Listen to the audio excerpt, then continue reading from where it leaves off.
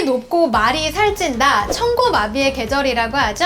가을이 정말 한 걸음 더 가까이 다가왔습니다. 안녕하세요. 오늘도 유튜브 채널 다정한 의사 통증왕 최봉춘을 찾아주신 여러분 환영합니다.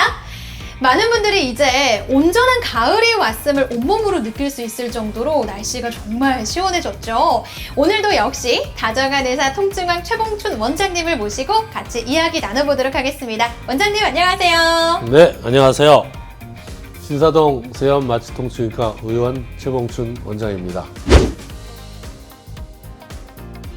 네, 오늘도 잘 부탁드립니다, 원장님. 사실은 날씨가 좋아진 만큼 제 주변도 그렇고 진짜 많은 분들이 다양한 야외 활동을 즐기시더라고요. 가을하면 단풍축제처럼 산과 관련된 행사들도 굉장히 많잖아요.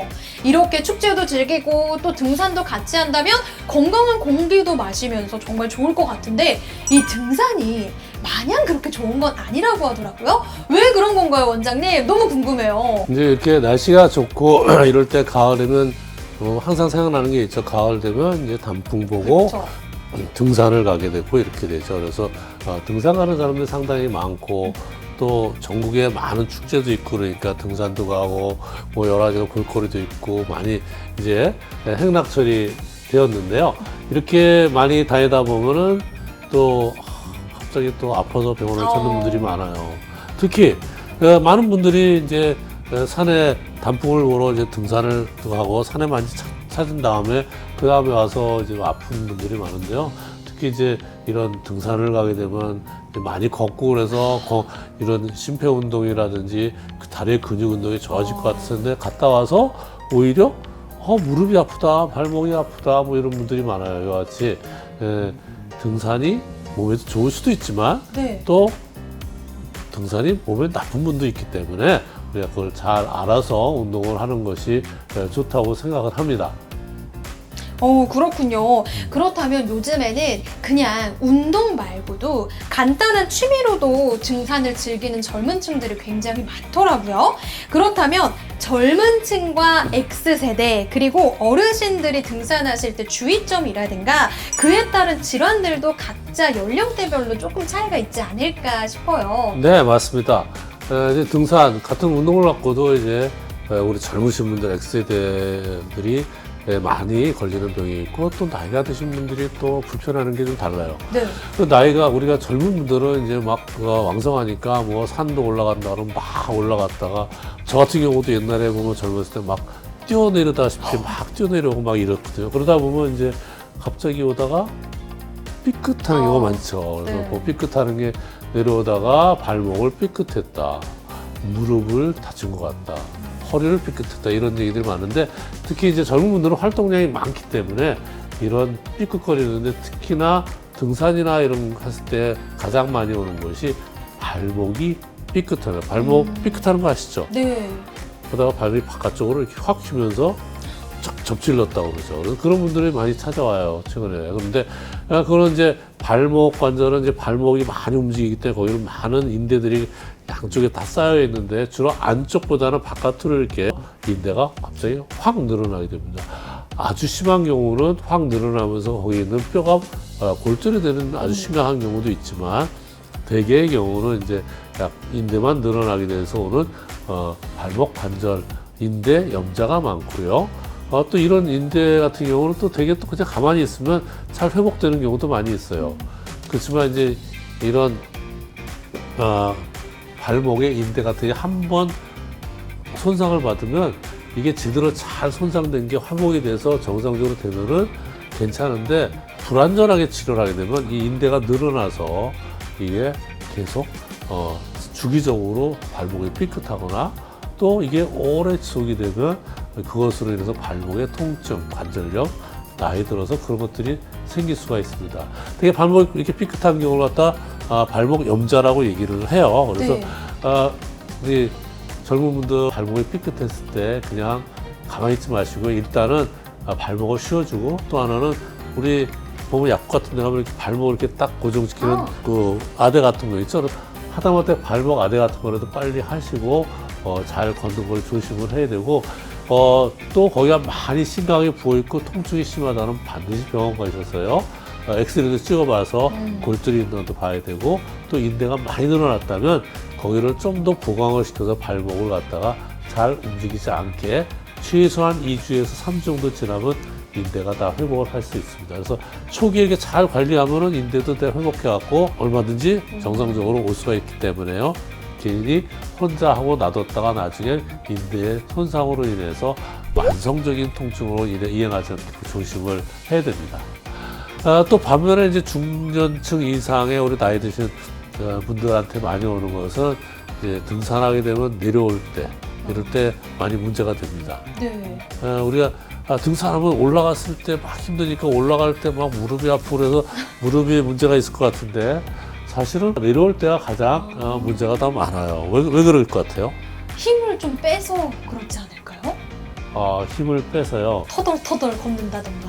근데 그거보다도 이제 우리가 조사를 했더니 우리가 보통 걸었을 때보다 이렇게 밑으로 내려갔을 때 이렇게 아래쪽 계단을 내려갈 때 보통 무릎에 받는 압력이 몇 배가 증가를 한다고 합니다. 그래서 계단을 차는데 아무래도 체중이 더 무릎에 탁 많이 쏠리기 때문에 무릎 관절에 무게가 많이 가게 되면서 무릎 연골이나 무릎에 문제를 일으키게 됩니다. 그래서 내려갈 때 특히 산에서 내려올 때는 반드시 굉장히 조심을 해야 됩니다. 그래서 나이 드신 분들이나 어르신분 같은 경우는 내려올 때 무릎을 보호하기 위해서 특히 생각을 많이 해야 돼요. 되게 많은 사람들이 등산 갔다 왔더니 무릎이 아주 심해졌다고 그러는 경우도 많아요. 그래서 이와 같이 내려왔을 때 조심을 해야 되고요. 특히 허리가 아프신 분들 같은 경우도 내려왔을 때 잘못해서 허리가 내려오다 삐끗해갖고 허리에 통증이 있는데요. 이런 경우가 바로 척추 후관절 증후군이라는 이런 병이 있습니다. 그래서 척추의 뒤쪽에 후관절을 지지하고 있는 부분이 이렇게 삐끗하면서 거기에 신경을 건드려서 허리 전체의 근육이 경직되고 이곳에서 허리를 꼼짝 못하는 이런 경우가 있기 때문에요. 내려올 때 특별히 조심을 하는 것이 좋습니다. 저는 이야기를 들어보니까 사실 지금까지는 등산하면 무조건 좋겠구나만 생각을 했었거든요. 근데 또 얘기를 들어보니까 아닌 것 같다라는 생각도 들고, 그렇다면 원장님, 여기서 많은 분들이 궁금해하실 것 같은 게 있습니다. 이런 증상을 예방하기 위해서 등산 전 주의사항이나 등산 후에 이러한 질환이 생기신 분들을 위한 치료 방법, 이런 것도 알려주시면 좋을 것 같아요. 등산 안 할 수도 없고 그쵸? 한다고 그러면 어떻게 정말 안전하게 잘 해서 나중에도 더 도움을 받을 수 있게끔 하는 것이 가장 좋겠죠. 그러려면 제일 중요한 게 등산하기 전에 무릎이나 관절들을 좀 충분히 스트레칭을 해서 갖다 잘 해주셔야 되고요.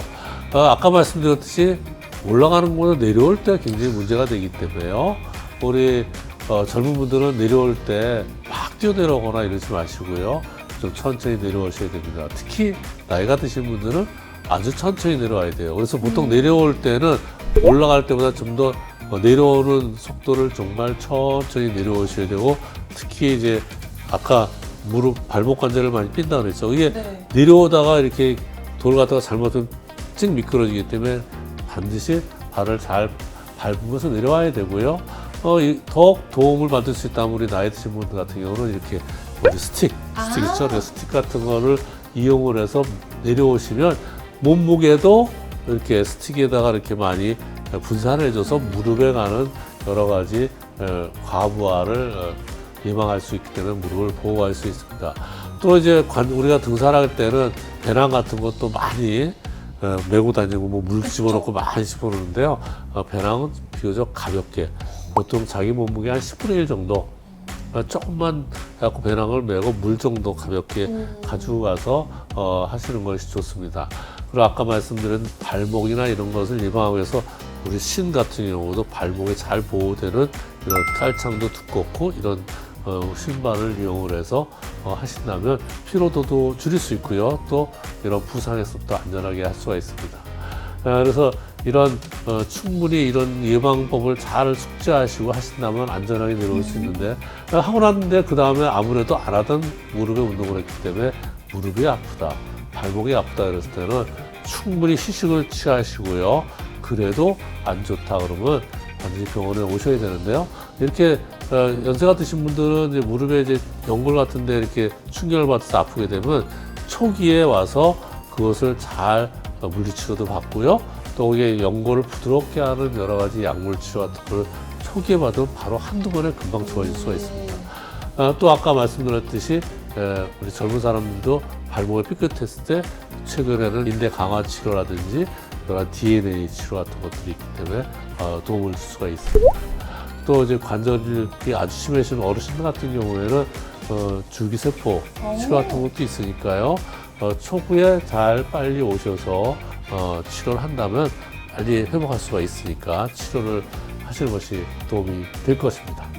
그렇군요. 일단은 요거 하나만 꼭 기억을 해주시면 좋을 것 같습니다. 등산은 올라갈 때보다 내려올 때 훨씬 천천히 신경을 써서 해주시면 좋을 것 같고요. 오늘 원장님께서 안전하게 산행할 수 있는 산행 방법들 그리고 치료 방법들에 대해서도 간략하게 설명을 해주셨으니까요. 요것들 꼭 기억을 해보시고 이번 주말에도 가족분들이랑 또 사랑하는 지인분들이랑 즐거운 단풍 여행 즐겨보셨으면 좋겠습니다. 오늘도 시청해주셔서 감사드리고요.